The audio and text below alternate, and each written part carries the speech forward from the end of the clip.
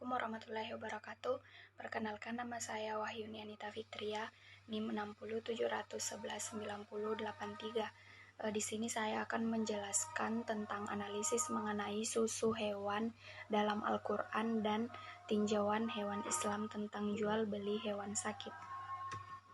Yang pertama yaitu analisis mengenai susu hewan dalam Al-Quran. Susu merupakan bahan pangan yang sangat penting dalam kehidupan manusia. Hal ini sudah diketahui oleh orang-orang yang hidup jauh sebelum Islam lahir. Pada zaman Rasulullah Shallallahu Alaihi Wasallam, air susu sudah dikenal mempunyai kandungan gizi yang sangat baik. Namun, orang-orang Arab pada waktu itu hanya melihat dari kemanjuran air susu pada saat meminumnya. Adapun manfaat susu, yang pertama yaitu susu dapat mencegah penyakit karena mengandung zat antibodi. Yang kedua, susu penting untuk pembentukan tulang dan pengganti sel-sel tubuh yang rusak. Yang ketiga, susu biasanya digunakan untuk terapi luka perut.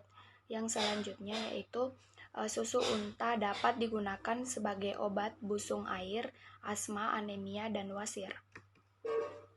Di dalam Al-Quran dan hadis menganjurkan mengonsumsi susu murni hewan karena kebaikan yang ada di dalamnya jauh sebelum manusia mampu mengungkap temuan ilmiah tentang hal ini.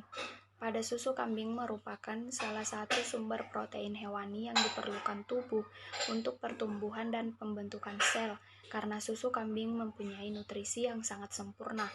Susu kambing adalah minuman yang tidak kalah bergizi dibandingkan dengan susu sapi. Adapun keistimewaan yang dimiliki susu kambing yaitu lemak dan proteinnya lebih mudah dicerna daripada susu sapi karena terdapat dalam bentuk yang lebih halus dan homogen. Selanjutnya, kandungan vitamin B1 susu kambing lebih tinggi dibandingkan dengan susu sapi. Selanjutnya, minuman segala susu kambing setiap hari membuat penyembuhan penderita asma dan radang paru-paru kronis. Yang selanjutnya, sebagai sumber gizi serta mencegah atau menyembuhkan TBC pada balita. Dari Abdullah bin Mas'ud radhiyallahu anhu dari Nabi Shallallahu Alaihi Wasallam bahwa beliau bersabda, sesungguhnya Allah Azza wa Jalla ketika menurunkan penyakit pasti juga menurunkan obatnya, kecuali penyakit tua, dan hendaklah kalian meminum susu sapi karena ia terkumpul dari berbagai macam tumbuhan. Hadis riwayat Abu Daud At-Tayalis. Susu menjadikan kebutuhan manusia sejak kecil, bisa menyegarkan tubuh manusia dan menjadi obat.